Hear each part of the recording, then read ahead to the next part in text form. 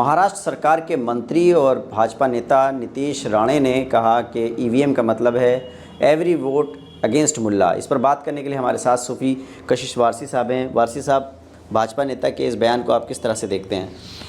देखिए, मुझे तो ये लगता है कि अगर ये भारतीय जनता पार्टी के मंत्री हैं तो शायद ये अपनी पार्टियों की नीति के ख़िलाफ़ भी बोल रहे हैं और इनके ताल्लुकात मुझे लगता है कि शायद मोदी जी से कुछ ख़राब लग रहे हैं। ये देश की सरकार को बदनाम कराने की साजिश रच रहे हैं, अपनी पार्टी को बदनाम कराने की साजिश रच रहे हैं। जिस सरकार का नारा है सबका साथ, सबका विकास, सबका विश्वास जी, ये उस नारे को अपमानित कर रहे हैं मोदी जी के।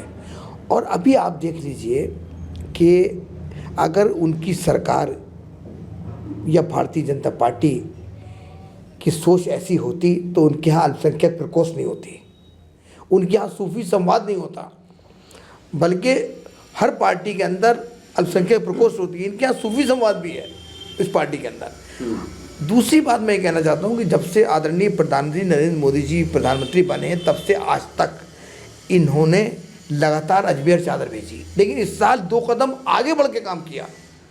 वो काम ये था कि इन्होंने खाली प्रधानमंत्री जी चादर ही नहीं भेजी बल्कि अपने केंद्रीय मंत्री को भेजा, अपने अल्पसंख्यक मोर्चा के राष्ट्रीय अध्यक्ष जमाल सिद्दीकी साहब को भेजा और साथ में एक लेटर भेजा। तो इस तरह के बयान जो लोग देते हैं ध्रुवीकरण वाले, अब जिस तरह से महाराष्ट्र के मंत्री का आया है कि एवरी वोट अगेंस्ट मुल्ला, तो इससे आप क्या समझते हैं? ये क्या बीजेपी में एक अलग तरह की सोच के लोग हैं, 2 तरह के लोग हैं क्या?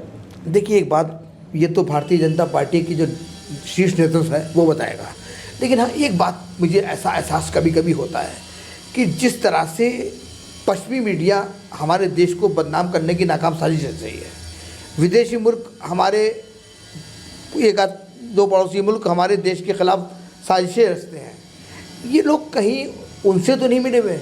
इसकी जांच होनी चाहिए, क्योंकि एक बात समझ लीजिए, सरकार के अंदर बैठा हुआ जिम्मेदार मंत्री इस तरह के पार्टी के सोच के खिलाफ बयान अगर देता है, जहां अल्पसंख्यक मोर्चा बना हुआ हो, सूफी संवाद बना हुआ हो, तो ऐसे मंत्रियों के खिलाफ, ऐसे नेताओं के खिलाफ सरकार को बहुत गंभीरता से संज्ञान लेना चाहिए और ये पता करना चाहिए कि कहीं ये प्रधानमंत्री के मुखालिफ तो नहीं है, ये गृह मंत्री के मुखालिफ तो नहीं है, या उसी जिस प्रदेश सरकार के अंदर ये मंत्री हैं उसको बदनाम करने की कोई साजिश तो नहीं रच रहे हैं, या वहाँ पर तो कोई साजिश नहीं रच रहे हैं किसी विदेशी ताकत से मिलकर या पश्चिमी मीडिया से मिलकर। ऐसे लोगों के खिलाफ जांच होनी चाहिए और जांच ही नहीं होनी चाहिए बल्कि कार्रवाई भी होनी चाहिए। अच्छा, अफ़गानिस्तान की तालिबानी सरकार के साथ भारत सरकार ने मीटिंग की है और भारत सरकार और अफ़गानिस्तान सरकार जिस तरह से दोनों तरफ से बातचीत चल रही है, बात की शुरुआत हो गई है, मीटिंग हो गई है, आपको क्या लगता है कि तालिबान के साथ में सरकार जो रिश्ते अच्छे कर रही है,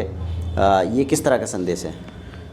बहुत अच्छा सवाल आपने किया। देखिए, आप ये महसूस करिए कि हमारे प्रधानमंत्री, हमारी सरकार काफ़ी समय से मुस्लिम देशों से अच्छे ताल्लुकात कर रहे हैं, उनके ताल्लुकात मुस्लिम देशों से अच्छे हो रहे हैं।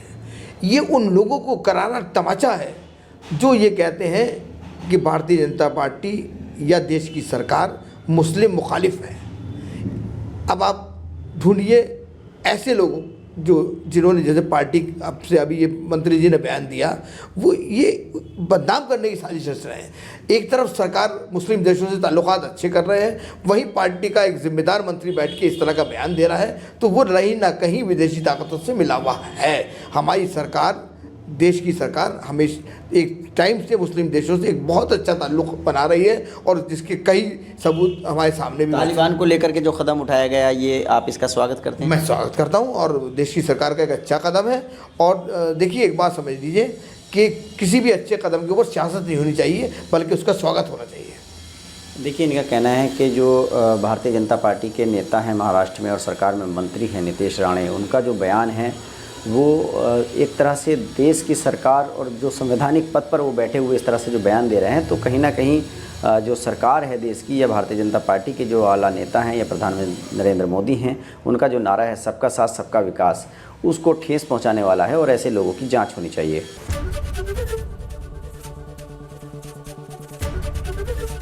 एबीपी गंगा, खबर आपकी, जुबान आपकी।